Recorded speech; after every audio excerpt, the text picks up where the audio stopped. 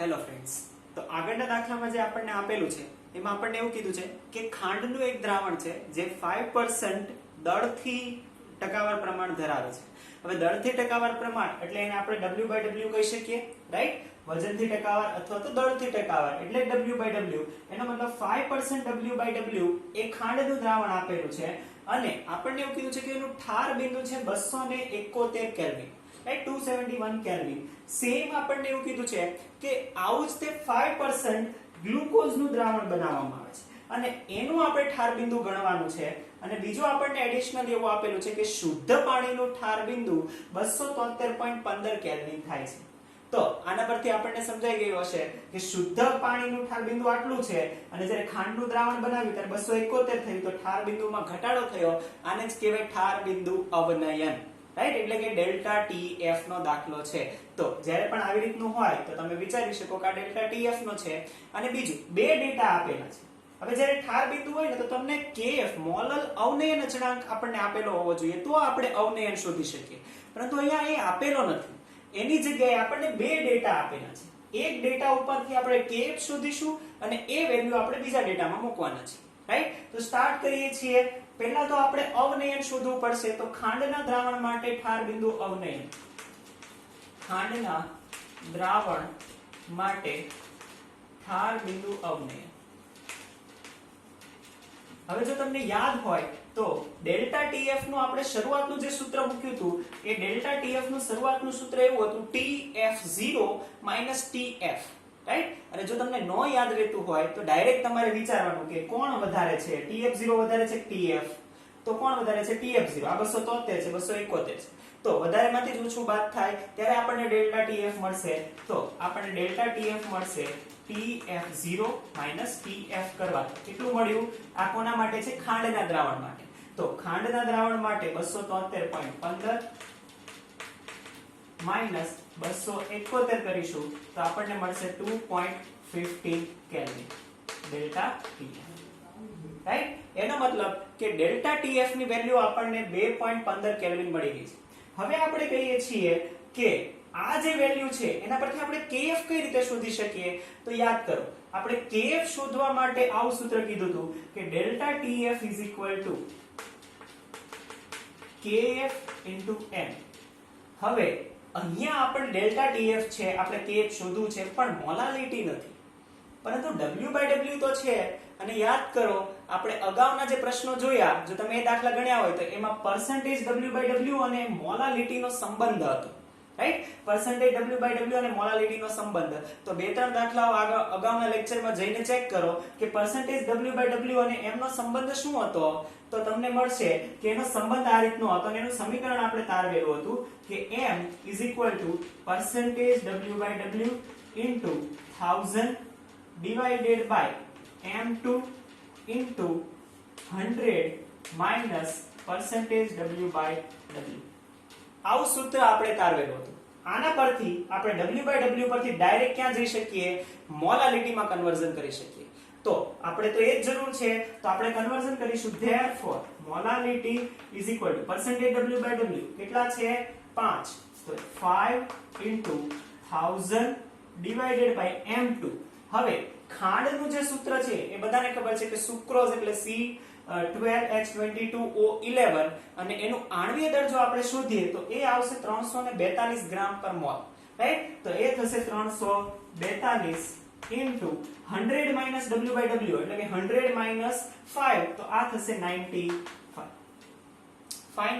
આનું જ્યારે તમે સાદરૂપ આપશો તો આપણને મોલારિટી મળશે M is equal to 0.153 something આવશે, રાઈટ?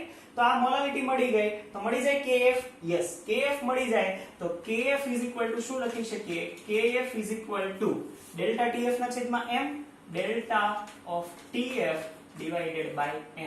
તો KF નું સૂત્ર આપણને મળશે કે ડેલ્ટા TF કેટલું છે? 2.15 ના છેદમાં 2.15 ના છેદમાં 0.103, રાઈટ? આનું સાદરૂપ કરશો તો KF મળી જશે.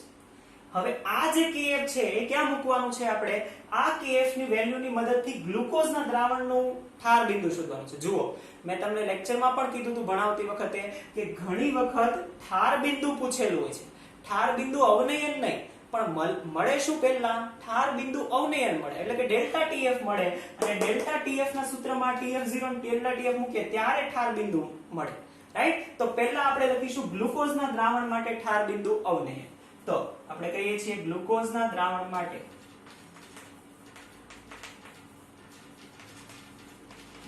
માટે ઠાર બિંદુ અવનયન. તો એ પણ થશે delta TF. Right? Delta TF is equal to KF into M. હવે આ જે M છે એ કોના માટે હશે? આ ખાંડ માટે હતું તો સેમ આ કોના માટે હશે? એ ગ્લુકોઝ માટે હશે તો સેમ ગ્લુકોઝ માટે શોધવું પડશે. રાઈટ? તો એ પણ સૂત્ર મૂકીને આપણે શોધવાના છીએ. હવે વિચારો કે આ જે KF છે એ આ દ્રાવણ જેટલું જશે કે નહીં? કેમ? કેમ કે આ બંને દ્રાવણમાં જે દ્રાવક વાપરેલો છે એ દ્રાવક તો બંનેમાં સમાન છે, પાણી જ છે. એનો મતલબ કે KF નું મૂલ્ય બંને દ્રાવણ માટે સમાન હોવું જોઈએ એટલે કે આગળના દ્રાવણનો KF આપણે અહીંયા મૂકી શકીએ છીએ. તો આગળના દ્રાવણમાં જે KF ની વેલ્યુ મળી એ તમે મૂકો. રાઈટ? તો એ આપણને મળ્યું હતું 2.15 ડિવાઇડેડ બાય 0.153. રાઈટ? તમે સાદુરૂપ કરીને મૂકી શકો છો, સાદુરૂપ મેં નથી કર્યું. હવે M તો આપણી પાસે નથી પણ શું છે? ગ્લુકોઝ નું પણ percentage W/W છે તો આપણે એ મૂકીશું. તો પહેલા હું આ સૂત્ર મૂકું અને પછી આપણે કિંમત મૂકીએ. તો percentage W/W into 1000 divided by M2 into 100 minus percentage W/W. Right? આ સેમ સૂત્ર આપણે મોલાલિટીની જગ્યાએ મૂકીશું અને કોના માટે શોધીશું? ગ્લુકોઝ માટે.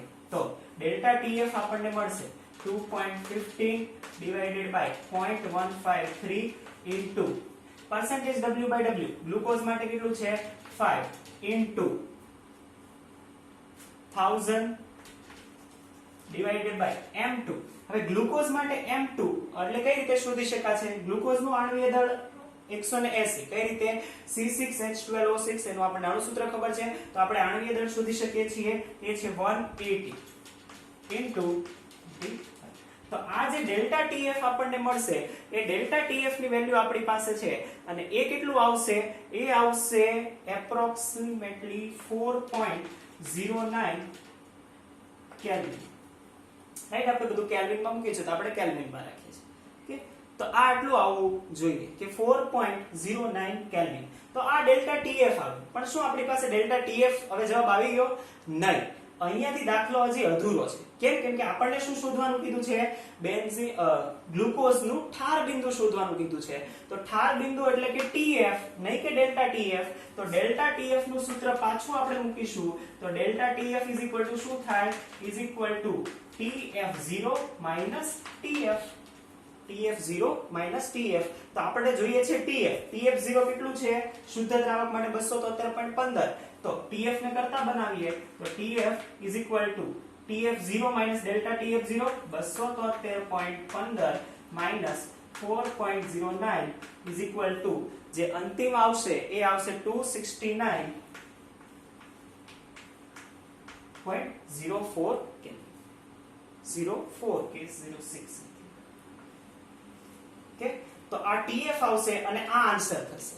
રાઈટ? તો આમાં કર્યું શું? આપણે એક અગાઉનો જે ડેટા આપણને આપેલો હતો એ ડેટાનો યુઝ કરીને આપણે KF શોધ્યું અને એ KF ની વેલ્યુ બીજા દ્રાવણ માટે મૂકી અને આ રીતે આપણે શોધ્યું છે. રાઈટ? અને બીજું અગત્યનું જે ઇમ્પોર્ટન્ટ આપણે કર્યું એ હતું એ મોલાલિટીનું જે સૂત્ર હતું એ મોલાલિટીનું સૂત્ર આપણે વ્યવસ્થિત રીતે કન્વર્ઝન માટે યુઝ કર્યું. ઓકે? તો આ બે ઇમ્પોર્ટન્ટ વાત હતી. આથી દાખલા નંબર 20 પૂરો. Thank you.